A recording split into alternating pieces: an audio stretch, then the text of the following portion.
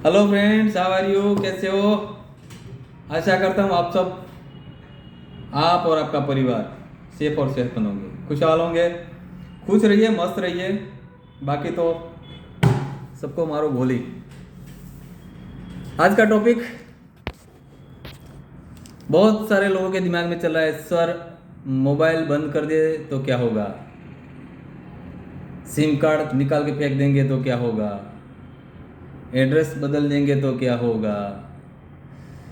क्या हमारे पीछे 12 मुल्कों की पुलिस लग जाएगी क्या सर? है ना?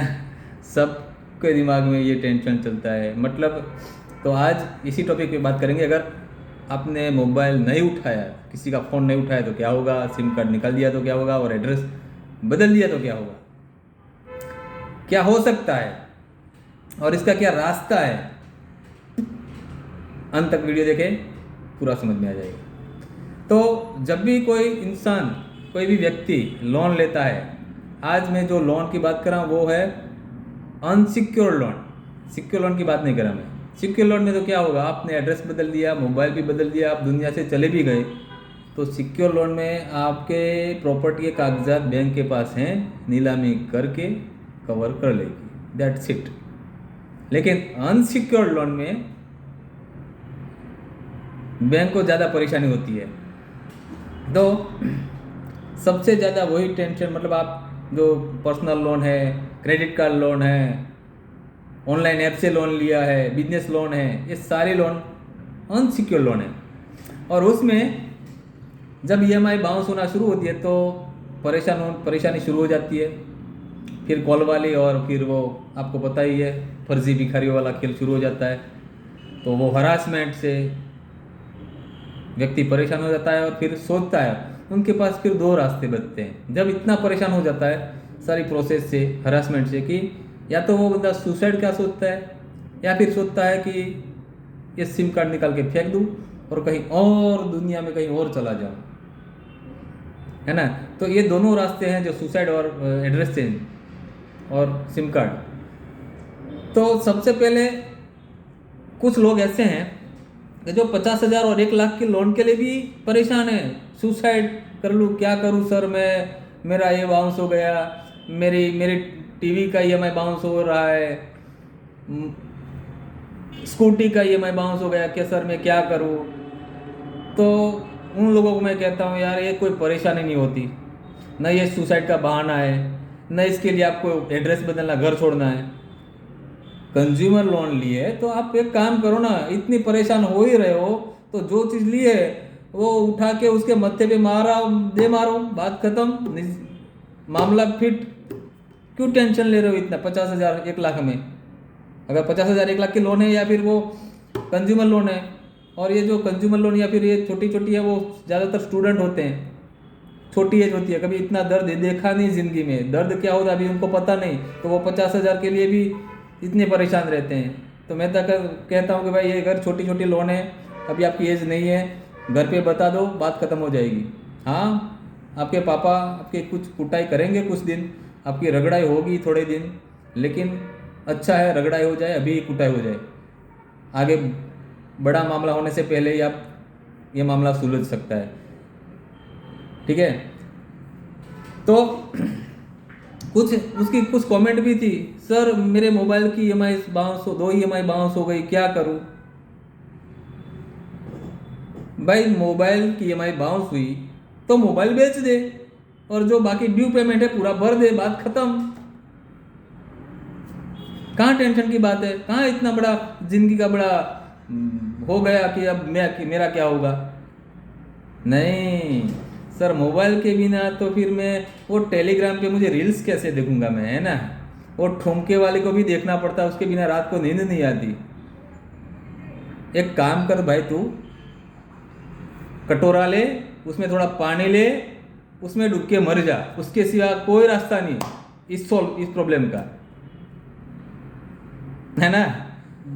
मतलब तुम्हारी मौत अमर हो जाएगी, ब्रेकिंग न्यूज में चलेगी, एक बंदे ने ठुमका न देख पाने की वजह से कर दी सुसाइड, और आदरणीय मुर्मू मैम से भी हम कहेंगे कि इनको जरा परमवीर चक्र भी दे दो। ये क्या प्रॉब्लम होती है यार, मोबाइल की EMI बाउंस हो गई, क्या करूँ सर मैं। ऐसी छोटी छोटी बातों के लिए आप परेशान हो, इतना टेंशन ले रहे हो।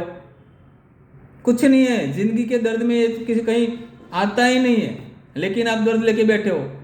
तो ऐसे जो छोटे मोटे हैं उनको बता दूं, कोई टेंशन लेने की ज़रूरत नहीं यार, घर में बता दो या फिर वो प्रोडक्ट है वो उसके मत्थे पे दिया हो, बात खत्म, टेंशन ही गया वो। लेकिन जो सच में जो बड़ी प्रॉब्लम है, 5 लाख 10 लाख का अमाउंट है, 3 लाख का या 15 लाख का 20 लाख का अमाउंट है, और सच में डिफ़ॉल्ट हो रही है आपकी लोन, तो कुछ वो सीरियस बात होती है। तो और वो भी सोच रहे हैं सुसाइड करने के लिए, है ना। ए भाई, यही सोच रहे हो ना, सर मैं क्या करूं। नहीं, कोई बात नहीं। देखो, ऐसी परिस्थिति में हरासमेंट जितना परेशान होते हो लोग, तो 2 ही रास्ते सोचते हैं, या तो सुसाइड कर लूँ या फिर मैं कहीं और अपना आशियाना बसा लूँ। तो दोनों रास्तों में पहले बात करते हैं सुसाइड की। तो यार एक मुझे बात बताओ, कितने बच्चे हैं? तुमने ही पैदा किए हैं ना बीवी से मिलके, और बीवी को भी तू ही घोड़ी पे लेने के लिए गया था, और तू ही सोच रहा है मैं सुसाइड कर लूँ तो उनका क्या होगा। वो सोचा है कभी? तुम तो सुसाइड करके वो भूत बन के टंग जाओगे पेड़ पे, लेकिन पीछे इन बच्चों का और जो तुम ले आए बीवी का, माँ बाप का, उसका सोचा है? उसका सोचो पहले, उसके बाद सुसाइड का सोचना। और जो लेडीज है वो क्या होंगी? वो चुड़ैल बनेंगी, वहीं टंगेंगी, वहीं पे पेड़ पे, सेम पोजीशन। तो सुसाइड का जो भूसा दिमाग में डाला है उसको निकालो, और एक जिंदगी की आखिरी जंग खेल लो। कोई रास्ता नहीं है सुसाइड करने से, कोई मतलब मैं ये आराम से कह सकता था आप सबको कि भाई सुसाइड नहीं करनी चाहिए बेटा, सुसाइड कोई आखिरी रास्ता नहीं है, लेकिन आप समझते नहीं ना, ऐसे सीधी भाषा में समझते नहीं है, इसलिए इस तरह से टेढ़ी बात करनी पड़ती है आप सबसे। अगर दिल धड़क रहा है और दिमाग सटका नहीं है, मतलब आपका दिमाग ठीक है, तो आप कुछ भी कर सकते हो इस यूनिवर्स में, कुछ भी। बस इसको धड़कना चालू रखो, दिल को और दिमाग को ठीक से काम कराओ, हो सकता है सब कुछ। ठीक है, सुसाइड कैंसल अभी से। अब आते हैं फिर वही मुद्दे पे बात, जो आज आप आए हो वीडियो देखने, उसी मुद्दे पे कि अगर आपने मोबाइल नहीं, किसी का फोन आता है, वो कॉल वाले का या रिकवर एजेंट का, आप कॉल नहीं उठाते, भाई मोबाइल किसका?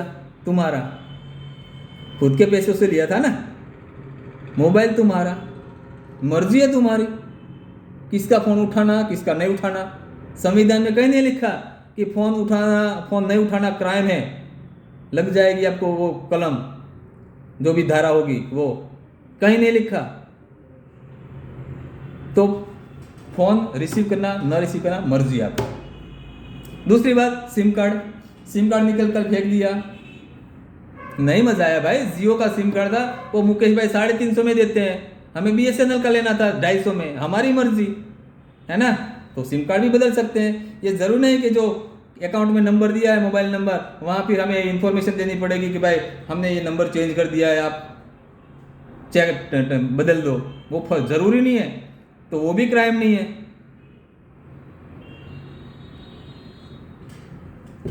अब सिम कार्ड बदलना क्राइम नहीं है, मोबाइल उठाना न उठाना वो मर्जी आपकी।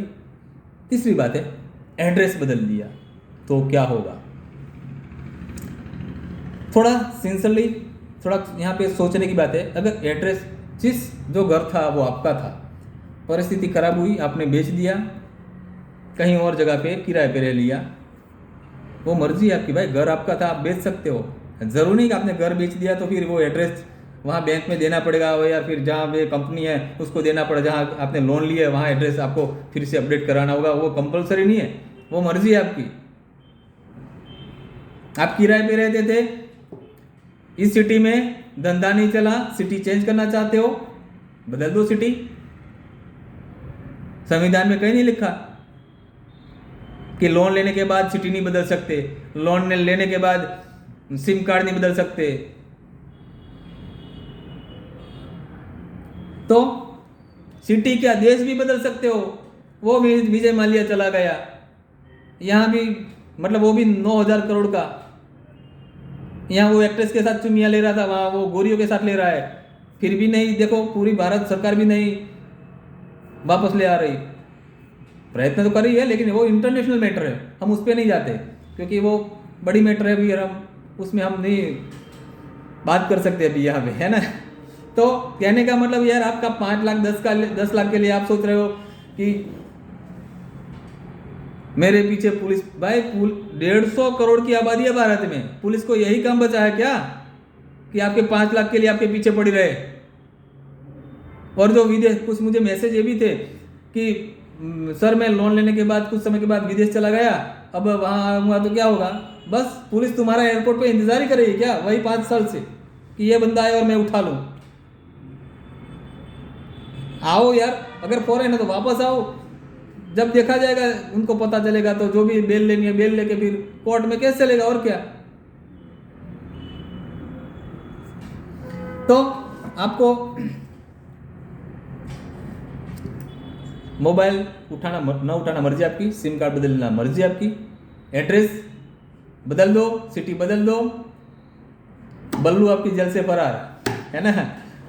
और फिर वो निंजा टेक्निक मैं बताऊंगा फिर कभी। निंजा टेक्निक मतलब कोई ना कोई काम में लूप होल्स होते हैं, तो ये लूप होल्स ही समझ लो। हमें संविधान में रहते दायरे में रहते हुए ही काम करना है, संविधान का अनादर नहीं करना है या कोर्ट का अनादर नहीं करना। बस यहाँ पे 2 चीज़ें याद रखना, कहीं भी कुछ भी कर लो, संविधान का अनादर नहीं करना है और कोर्ट का जो भी ऑर्डर हो उसका अनादर नहीं करना है।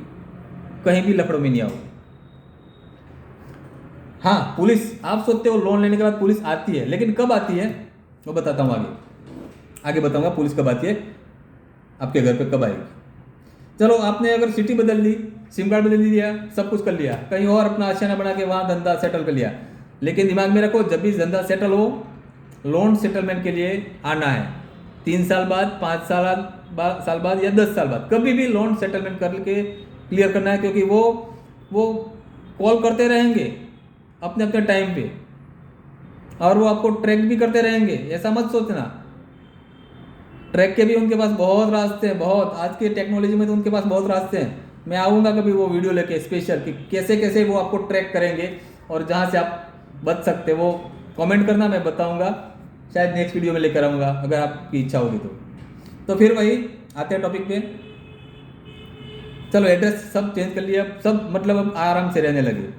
अब पीछे क्या होगा ये, क्योंकि पीछे क्या होगा वही तो टेंशन में है कि पीछे क्या होगा।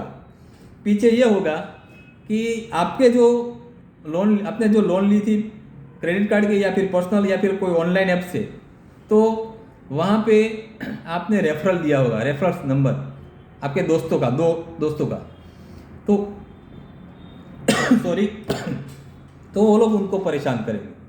परेशान क्या करेंगे, कॉल करेंगे कि भाई साहब आपका रेफरेंस नंबर है, अब आप बताओ ये है वो है।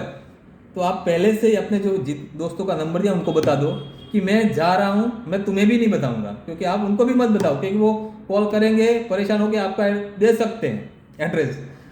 तो उनको लेकिन ये बताओ कि मैं यहाँ से जा रहा हूँ कहीं और, तुम्हें कॉल आए तो बोल देना कि मैं तुम्हारा गारंटर नहीं हूँ, ज़्यादा परेशान करोगे तो पुलिस स्टेशन में कंप्लेंट करूँगा या फिर ऑनलाइन जो साइट है उस पर कंप्लेंट डाल दूंगा। आज के बाद कॉल नहीं आनी चाहिए, ये समझा दो उनको, आपके रेफरल जो भी हैं। या फिर वो क्या करेंगे, आपकी जो भी फ़ोन बुक में नंबर होंगे, जैसे फेमिलियर माँ लिखा होगा, वाइफ लिखा होगा, डार्लिंग डूलिंग जो भी लिखा होगा, वो नेम से जो भी सेव होगा उस पर ज़्यादा कॉल करेंगे।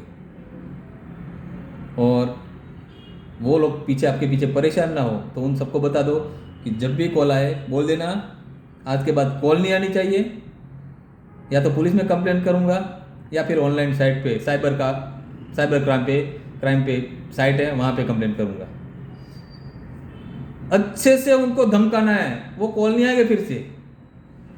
यह उनका तरीका है, वो अनलीगल तरीका है। ये तरीका आरबीआई की गाइडलाइन में भी ये बोल दिया है उनको कि ये ऐसे कॉल नहीं कर सकते वो, लेकिन कर रहे हैं अनलीगली। बहुत सारे अनलीगल प्रोसेस वो कर रही हैं वो जो सारी कंपनियां हैं जो NBFC की और ये बैंक, बैंक तो कम करती है लेकिन NBFC कंपनियां ज़्यादा करती हैं अनलीगल प्रोसेस। तो उन अनलीगल प्रोसेस के आगे तो आप अच्छे से उनको दो सकते हो। तो आप के पीछे जो परेशान होंगे उनको ज़रा क्लियर करके, अगर आपने कहीं निकल लिया है तो अब उस आपके पीछे क्या होगा, बैंक पूरी तरह जब देखेगी कि ये बंदा कहीं मिल नहीं रहा तो वो कानूनी कार्रवाई के लिए सोचेगी। कानूनी कार्रवाई में अगर आपने आपके अकाउंट से ऑटो डेबिट हो रहा है तो सेक्शन 25 लगेगी। सेक्शन 25 में जब से भारत आज़ाद हुआ तब से आज तक किसी को सजा नहीं मिली। इस लाइन में सब समझ जाओगे। हाँ, लेकिन जब कोर्ट से क्या होगा कि आपके लिए समन्स निकलेगा, आपके पुराने एड्रेस पे आएगा, तब पुलिस आएगी। वो समन लेके पुलिस आएगी। और पुलिस क्यों आती है, वो समन आपको देगी, आपको सिग्नेचर कराती है और चली जाती है। बस उसको इतना ही काम होता है, और कोई काम, मतलब वो समन बजाना काम इतना होता है। कोर्ट का आदेश है, उस बंदे को बोल दो कि इस तारीख को हाजिर रहना है, लेकिन आप तो है वो हो नहीं वहाँ पे, तो समन वापस चला गया। अब आपके लिए क्या होगा, लास्ट में अगर समन आया है आप जा सकते हो, जाके सेम डे बेल है, ले लो बेल और आराम से बैठ जाओ 5 साल। क्यों कि वो फाइल टेबल पे आने में भी 3-4-5 साल लग जाएंगे, फिर हियरिंग में लग जाएंगे। पूरे भारत में इतने केस हैं इस कैटेगरी के कि ऐसे ही 3-4 साल, 5 साल, 10 साल निकल जाएंगे। तब तक तो आप ठीक हो जाओगे, सेटलमेंट कर लोगे। लेकिन अगर उस जगह पे आप हो नहीं तो क्या होगा, आपके लिए अरेस्ट वारंट निकलेगा, आप कहीं भी नहीं हो। लेकिन जब भी आपका पूरा लाइफ सेटल हो जाए, मैं ये कभी नहीं कहूँगा कि आप डिफ़ॉल्टर बने, आप जो पैसे हैं वो बैंक का खा जाएं, लेकिन दिमाग से ज़िंदगी में अगर शांति से रहना है तो कभी ना कभी सेटलमेंट करना ही होगा। जब भी अच्छा टाइम आ जाए सेटलमेंट कर लेना है। अब ये बैंक ऐसे केसेस कोर्ट में केस नहीं करते, वो क्यों नहीं करते वो बता देता हूँ। क्योंकि वो केस करेंगे, उनको पता है कि केस करेंगे, बंदा तो हाजिर है नहीं, तो पैसे तो आने वाले रहे। अगर केस करेंगे तो 5 साल ऐसे ही निकल जाएंगे। तो वो NBFC कंपनियाँ इतना टाइम उनके पास नहीं है। अगर ये सारा केस करेंगे ना तो वो उनका रिकॉर्ड भी खराब होता है। फिर स्टॉक मार्केट में उनके शेयर हैं वो लुढ़क जाएंगे। उनको पता है कि आपके 5 लाख के पीछे उनका करोड़ का नुकसान हो जाएगा, तो वो ज़्यादातर केस नहीं करते। अगर करते हैं तो वो बड़ा अमाउंट होता है तब जाके करते हैं। 50 लाख, 1 करोड़, 2 करोड़, 5 करोड़, 10 करोड़ में। आपके 5-10 लाख में तो वो लास्ट में लोक अदालत में ही जाएंगे और वहाँ पे सेटलमेंट हो जाएगा। और लोक अदालत में क्या होगा वो मैंने मेरी चैनल पे वीडियो डाल के रखा है, वो देख सकते हो। तो जब भी आपकी लाइफ सेटलमेंट हो जाए, मतलब बल्लू जब पुलिस के हाथ में आया ही नहीं लेकिन खुद अरेस्ट होने आया है कुछ साल बाद, मतलब वो लोन सेटलमेंट के लिए, तो जब सेटलमेंट करो तो एक चीज़ याद रखना है, NOC लेटर लेना है। और NOC लेटर या फिर सेटलमेंट लेटर आपको लेना ही लेना है। क्यों लेना है, क्योंकि आप जो अमाउंट दे रहे हो वो सेटलमेंट के और लोन पूरा क्लोज करने के लिए दे रहे हो। लेकिन अगर बैंक से आपने सेटलमेंट लेटर नहीं लिया तो आप क्या होगा कि वो जो अमाउंट दिया है वो बकाया में डाल देगा और आपकी लोन खड़ी की खड़ी रह जाएगी। तो सेटलमेंट लेटर लेना कभी ना भूले, गलती ये ना कभी करे। कभी बहुत सारा केस उल्टा सीधा ऐसे हो चुके हैं, तो आप भी ध्यान रखना। तो आपको समझ में आ गया होगा क्लियर कट। सिम कार्ड बदलने से जेल नहीं होती, न फांसी होती है, न कंपनी वाले किडनी निकाल लेते हैं। मोबाइल नहीं उठाने से ये 3 चीज़ नहीं होती जो बताई अभी। और बल्लू अगर जेल से फरार तो 12 मुल्कों की पुलिस आपके पीछे लगने वाली नहीं है, टेंशन मत लो। हाँ, बस जो मैंने बताया उसी प्रोसेस से गुजर के लाइफ को टेंशन फ्री कर सकते हो। हाँ, अगर आपके पास पैसे हैं किसी तरह से तो डिफॉल्टर होना अच्छी बात नहीं है, क्लियर कर लो। आज का वीडियो यहाँ तक, आज ही यहाँ तक। और आपको लगता है कि वीडियो किसी और को भेजने से किसी का फायदा हो सकता है, शायद किसी की जान बच सकती है, तो जरूर शेयर करें। वो भी मर्जी है आपकी, करना ना करना, कोई कंपलसरी नहीं है यहाँ पे। यूट्यूब पे सब कहते हैं लाइक करो, सब्सक्राइब करो, घंटा दबाओ, सब कहते हैं, मैं नहीं कहता। आपको लगता है दिल से कि किसी की जान बच सकती है, शेयर कर सकते हैं। आपको लगता है कि मुझे फिर से इसी चैनल पे आना है और ऐसी वीडियो देखना है और नॉलेज लेना है, तो सब्सक्राइब जरूर करें। That's it, keep it up, enjoy life. मिलते हैं नेक्स्ट वीडियो में। वंदे मातरम।